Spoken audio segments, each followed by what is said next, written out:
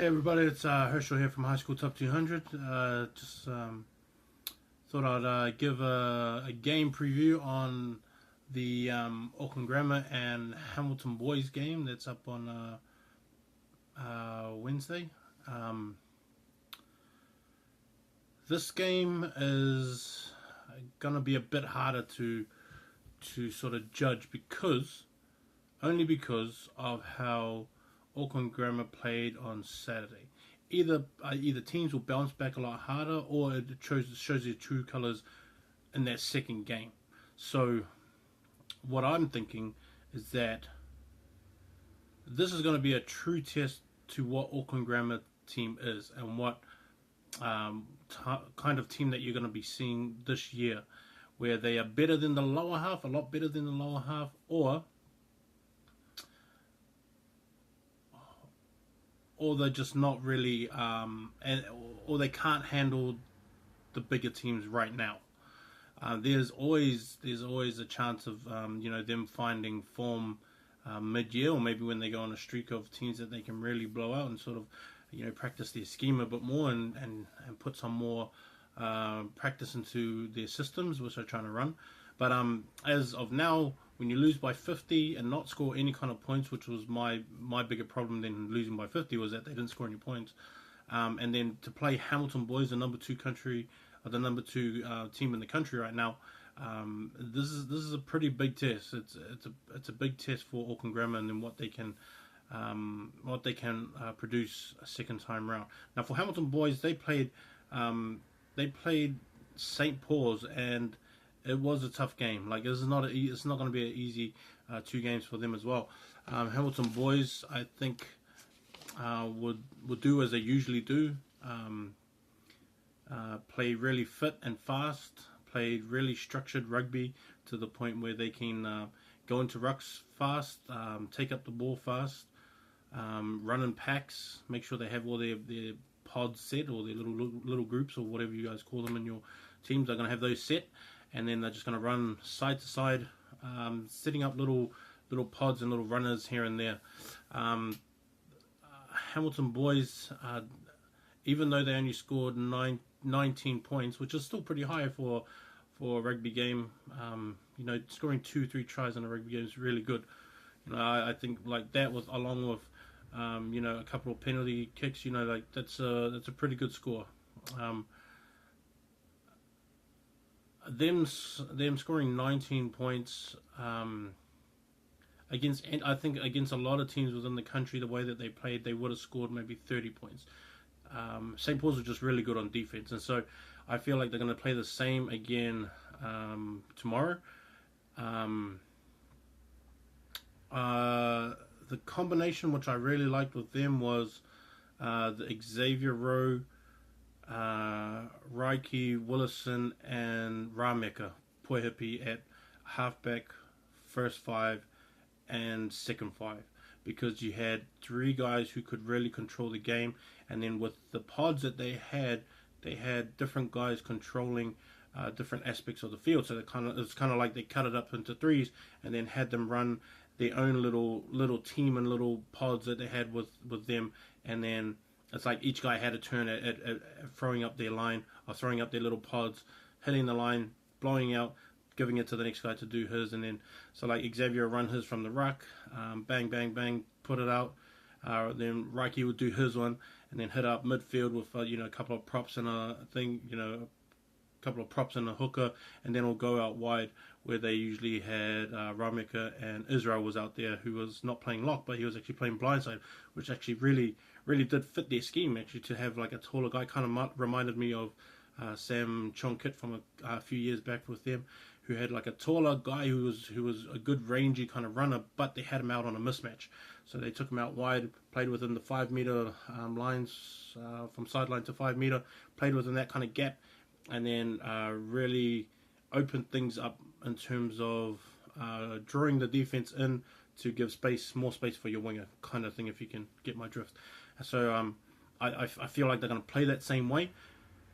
Auckland Grammar, I think they need a maybe match up man for man kind of deal where they follow their own guy around, so that when it comes down to those split up kind of pods, they can actually they have to go into the mindset of first up tackles, making one-on-one tackles, as well as counter rucking straight away without letting them have the ball too easy. Because if they have that quick ball and keep it going, you're just going to be taking 2 steps back every single time they go through their phases, and then you're going to find yourself on the line pretty quick. And Hamilton will do that too, because they have a lot of fit guys. I mean, they have Austin, Tahu, and Sosaya will be in the front row, and then even just those 3 alone in the front row are really fit. And then they have Sam and Matthew Kemp come on, sort of in the mid to second half, closer towards the end, but then they keep that same momentum and sequence going. And so they're not going to change throughout the whole game, so they're not going to adapt to whatever, because they will just play their game. They're more of we're just going to do our offense, and then we'll just shut you down on defense, which they usually kind of do. So for me, Auckland Grammar is going to have to try and do it that way, and either man-to-man defense it, and then take care of your first up tackles and one-on-one tackles, and then once they get their ball or get their turnover, then maybe attack quicker, maybe take a bigger front. Like, I think, and this is going to be hard because I still don't know the 2 guys' names. I think one is I think Ken is his name. Well, with Kanan, this is hard because Torval's really good, Taylor McRoberts is really good, and then Sione is there as well. And so even if you have that same dynamic, and then you take out Torval at number 8, and then probably put in Kanan, then have the 2 big front rowers, it kind of gives you a different read. But I think that it takes away from maybe the bulk up front if you bring Kanan out. Because Hamilton boys is big and mobile, so you can't just be big. You have to be big and mobile to sort of match them. Even just being big, they'll just cut you down on tackles, and their defense is so tight and strong that the pressure that they put on you is going to be a lot more than what you could probably put out as well. The other place that I would attack them is probably at the lineouts, and you got Finn Prickinson, who's the man at lineout, so I would get in their face all the time and then try and shut them down from there. Getting Lino the ball, I think him going against Rameka is going to be the best place to sort of attack, and maybe if you could take the pressure off Corey and then put it onto Lino quick, and then make Lino do all the decision making, so he can get Rodney into the game, you can get Simeon into the game, and can bring maybe Callum up into the line. At least you take it off your year 11 player, and then you put it on your experienced, almost New Zealand secondary school, talent kind of player. So I would put it on Lino, make Lino make the decisions, and then him be sort of the distributor as the second pass, second man out. They might even have, because this is not a 1A game, Javon Marsh may even play this one. I mean, I know that he signed with the Cowboys, but because it's 1A, this is more of a traditional than anything else, I think he's going to play. If he's going to play, I would actually get him into the game. Maybe I think he plays second 5 most of the time. So having him and Rodney maybe in the second 5 and put Lino back to halfback, maybe he can control it from there. But like they have a lot of good options and a lot of good places that they can go to. I think this is going to be a test. I wouldn't put the game on Corey. I wouldn't let him do that. If I was the coach, I would put it on Lino and make Lino control everything. Make Lino use his skills, his brains, his just natural strength and ability, and to adapt, and then get him to make all the decisions.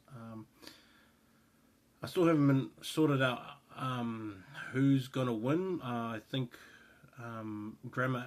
I'm leading towards Hamilton, but I think Grammar does have the team and the players to sort of give the upset. At the same time, they really just got to have to forget about last week, and they really have to just get into the mindset of different week, different team. Let's get it going. Take care of this day first. So it's going to be cool. I'll send heaps of photos out. Try and take some footage of the game down here in Hamilton. Hopefully I can get to the under 15 game as well, and then maybe I'll go watch some basketball as well if there's like time in the middle, because I love the basketball programs as well. So if you're down here, come down. Please don't skip school. Don't try and skip school to come down if you're not supposed to be down here. And yeah, it's going to be a great game. See you all there.